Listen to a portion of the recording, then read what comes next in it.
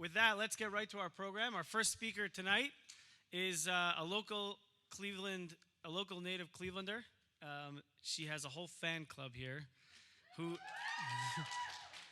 when I asked them what to say about her, they said, "We know everything about her." I'm like, "Tell me about her." They don't know anything about her.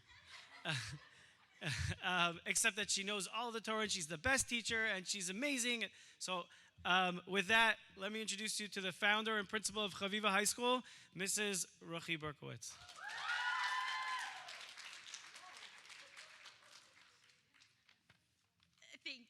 Thank you. So I am actually speaking also in front of my parents, which is very exciting. Fan club for my parents. They're amazing. I will say I'm a little bit more intimidated by my students. I don't know why, but teenagers can be so judgy sometimes. No, I love them. They're amazing. I'm really, really excited and happy to be able to be here tonight. We have pushed this off so many times. It was supposed to be in December, and then we got pushed off again, and it was then again in February, then it got pushed off again. And normally, I'm really fine with things getting pushed off. There's always more to do, so I'm totally fine. The problem was my topic was about the power of the month. And the month kept changing. So I kept having to re-prepare what my speech was going to be tonight. So I guess this is the speech that God wanted us all to hear tonight. Apparently, the speech in Teves was not the speech we needed to hear. And the speech that we prepared in Adar was also not the speech that we needed to hear. Apparently, the speech tonight of this month in particular is the message that we needed to hear tonight. And I certainly needed to prepare it for myself, to give myself some real guidance. The problem is also now that it's April, it's also right before Pesach, which means I do rely heavily on my notes tonight because I'm trying to prepare for Pesach at the same time. So you'll excuse me for that. We are talking about the power of the month tonight, but I don't mean April. Even though April is a really important month in my house, my husband's birthday is in April. It's a pretty big deal. I have a sister-in-law whose birthday is in April. I have two nephews, I think, whose birthdays are in April, right, Nama? They're both in April, right? Lots of April birthdays. February is also a really important month. My mom and myself, we share February birthdays. She's February 13th. I was her birthday present, and I was born on February 14th, which is awesome because it's Valentine's Day. And I feel like the whole world kind of celebrates my birthday, whether they know it or not. The challenge is, and my mother will tell you, the one downside of having February 13th and 14th birthdays is the fact that we never get flowers for our birthday because they're like triple the price on Valentine's Day. So that is the sacrifice we have to make. Things are much more expensive during certain times of the year. If anyone has a car in the audience, we notice the price of gas and how certain things will affect the price of gas. There used to be a time where prices didn't just go up. There were these things called sales, where prices actually used to go down every so often. So when I talk about the power of the month, right, it sounds kind of esoteric. What does it mean, the power of the month? I'm a pretty practical, down-to-earth person. So what do I mean when I talk about the power of the month? It's actually very Kabbalistic in nature. So I need to sum it up in a very, very black and white, tangible words for me to understand. And the way that I think about it is in terms of things being on sale. When things are for sale, you can purchase them. When things are on sale, they're cheaper. Right? Again, we're not used to this concept anymore because nothing ever goes down in price these days. When things are on sale, they cost less money, which means you have to save less, meaning maybe you even have to work less in order to be able to achieve or acquire that item. We actually took our girls to Florida this year because the prices were so cheap. They were on sale. When we talk about the power of the Jewish month, what we're talking about is certain opportunities to tap into growth, a characteristic, a midah, a mitzvah that is always for sale. We can always tap into these spiritual realities, but every single month has a specific component, a specific koach or power that becomes easier to acquire. It's called the mazel, the astrological sign, the zodiac, where if we knew what it was, we could achieve it, acquire it, tap into it with less effort. The worst thing ever is to miss a sale, right? You're like, oh, Last month was when Nordstrom had their semi-annual sale. I missed it. So we don't want to go through Nissan and say, we missed it. We missed that sale. So we want to make sure that every single month we know what's on sale. What is this power? What can we tap into? How can we grow? How can we connect to ourselves, to others, and ultimately to God in a specific way in each and every month, especially this month, Nisan, the month of Nisim, of miracles, the month of Yetzias Mitzrayim, when we were redeemed from slavery, when we became a nation. What is the power of this month that we can tap into? It's a pretty big question, but that's our goal tonight, to answer that question. But before we go big, I want to give you a much more fundamental, basic question, equal in importance. If you were an animal, which one would you be? It's a good one, right? So I actually took some time last night to Google animal characteristics. Some of you may feel, I'm proud as a peacock. She's as wise as an owl. You are quiet as a mouse. I'm as happy as a clam. What a sly fox. She's quite the busy bee. You are as slow as a snail. I'm as free as a bird. Someone's an eager beaver. He's stubborn as a mule. Oh, I was sick as a dog, right? All of these characteristics that we have with animals. The Torah, too, talks about characteristics with animals. Be strong like a lion, bold as a leopard, swift as a deer. Be industrious like an ant, modest like a cat. So I took a quiz last night. What is my spirit animal? I did. I legitimately did take this quiz based on a lot of scientific data and research, I'm sure. And although I knew the whole thing was baloney, I have to tell you I was highly offended when the page popped up, you are a horse. No girl ever wants to be told she's a horse. She just doesn't. But the truth of the matter is, I know what animal I am because it's in my name. The name that my parents gave me. My parents, for those of you who don't have the pleasure yet of knowing them, Gershon and Mary Ireland. Yes, Mary Ireland, not the most Jewish sounding name, but her name nonetheless. And you know what they say about Mary in that old nursery rhyme. She had a little lamb. That little lamb is me. My name is Rachel, which is Hebrew for lamb. A lamb, a sheep. I'd rather be a horse. Not so exciting. Not a wolf, not a gazelle, not a hawk, just a plain old lamb. But the truth is, it fits perfectly with who I am. Docile, tame, boring. I mean, you're supposed to count sheep to help you fall asleep. And honestly, my husband will often ask me at night to share details about my day because it helps him fall asleep. Sheep are boring, but sheep are important. I don't want to dismiss my name. I am named after my great aunt who passed away in the war. And going all the way back, I share a name with one of our amazing matriarchs, Rachel Imenu. It's a beautiful name with a beautiful message. And we're going to focus on my name tonight, not because I'm narcissistic and I think you actually care, but because the mazel of Nisan is a lamb. Every single month has a zodiac sign.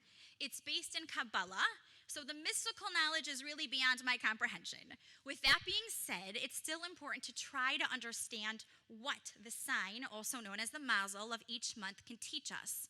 Every month, there is a unique power or potential to tap into as described by the mazel. And the month we're in right now, the month of the Exodus of Egypt, carries with it an incredible opportunity for us to experience redemption every single year in our personal and collective lives. And that opportunity is somehow characterized by sheep. Sheep are central in the Torah. Let's look at it first from the perspective of the shepherd of sheep. Avraham, Yitzchak, Yaakov, all the Avos were shepherds. Moshe, David HaMelech, shepherds. Rachel, Yaakov's wife, Zipporah, Moshe's wife, shepherds as well. It seems that when God is looking for a Jewish leader, he looks for a shepherd. Why is that so? To be a shepherd requires patience and sensitivity. Those sheep wander. They have no idea where they're going. They are totally dependent on the care of the shepherd. We often think of leaders as bold, somewhat egotistical figures of power and control who don't have time for the little people. But in God's eyes, true leader is someone who is kind and compassionate and willing to humble themselves for their flock. And what about that flock? Sheep are viewed as docile and passive animals. They want to be led. There's no power struggle with the sheep. The phrase like sheeps to the slaughter illustrates how a sheep naively and trustingly will just follow, even if it's to its own death. But what about following when it's not? What about following when it's for redemption? In Egypt, we were helpless and almost hopeless. We had been enslaved for over 200 years. We could not free ourselves. We needed heavenly intervention, miraculous salvation. We needed 10 plagues, blood, frogs, lice. We needed a splitting of a sea. What role did we play during the Exodus? None. We were totally passive. We talk about freedom a lot this month. God saved the Jews from enslavement. There's a concept we're all aware of, that history repeats itself. What we may not realize is that history has the ability to repeat itself each and every year.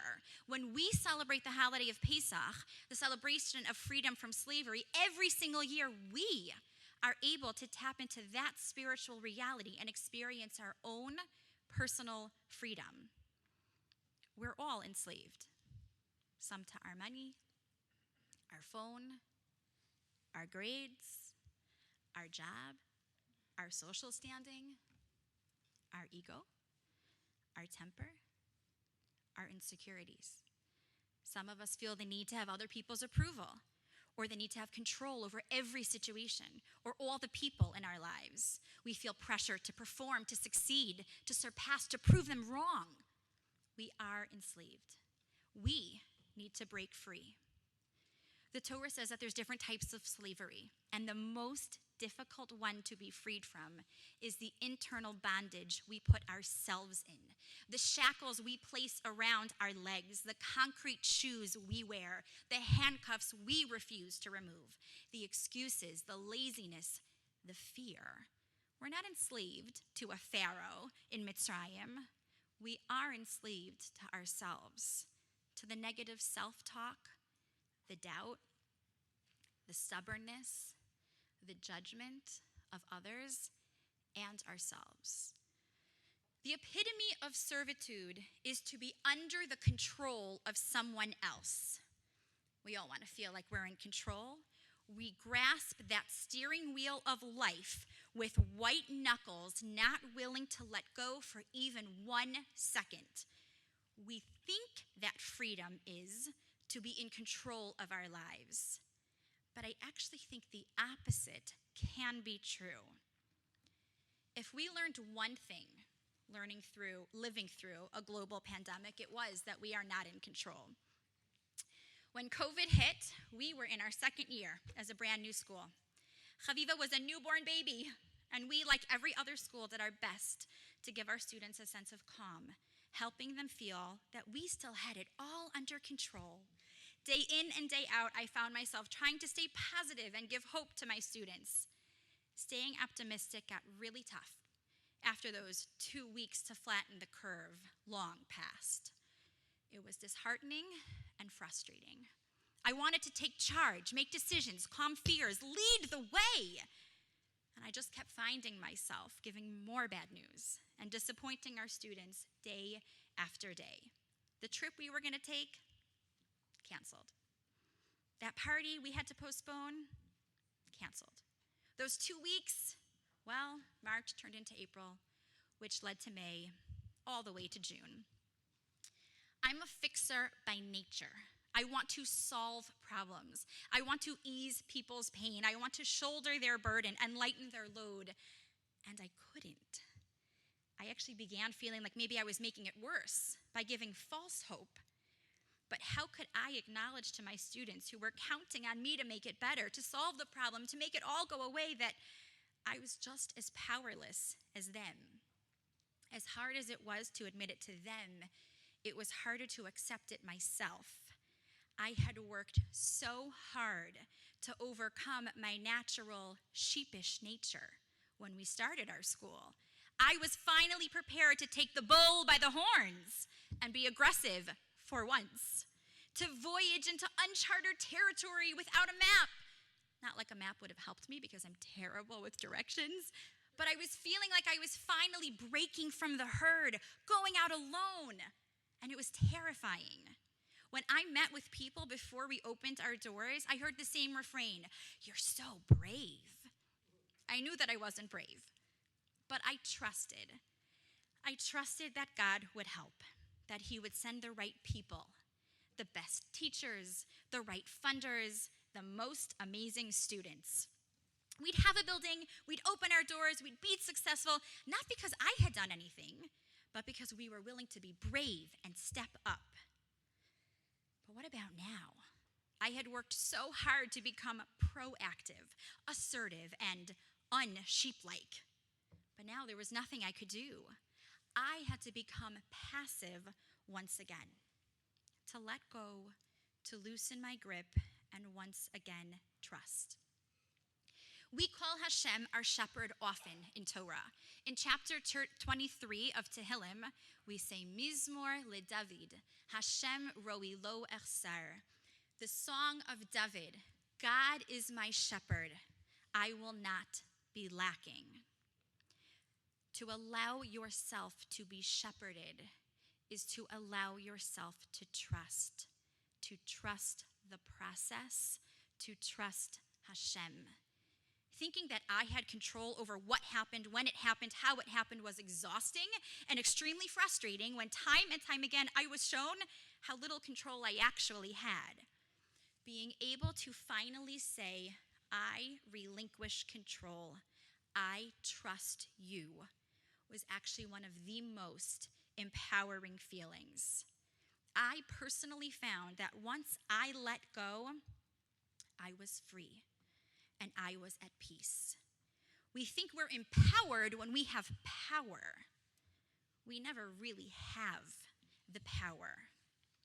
The minute I let go of that false belief that I was in charge, when I stopped trying to keep hold of that slippery reality, there was an unbelievable sense of calm. On Pesach, in the month of Nisan, the Jewish nation was passive. We, like that sheep, let God take over. We let him lead us, and we follow. One last lesson that I think we can learn from the sheep. Sheep are herd animals. When one gets separated, it gets lost. It can't fend for itself. Perhaps one message we can take from the sheep is that when we need saving and redemption, we must be united as one flock, one herd. There's no alpha sheep. We are equal. We must stick together. When we collectively join together with respect, patience, and love, and as one family, we turn to Hashem and say, we trust you, we will let you lead us, we will follow, then, and only then, will we merit to see miracles once again. I wish you all a miraculous, freeing Nisan.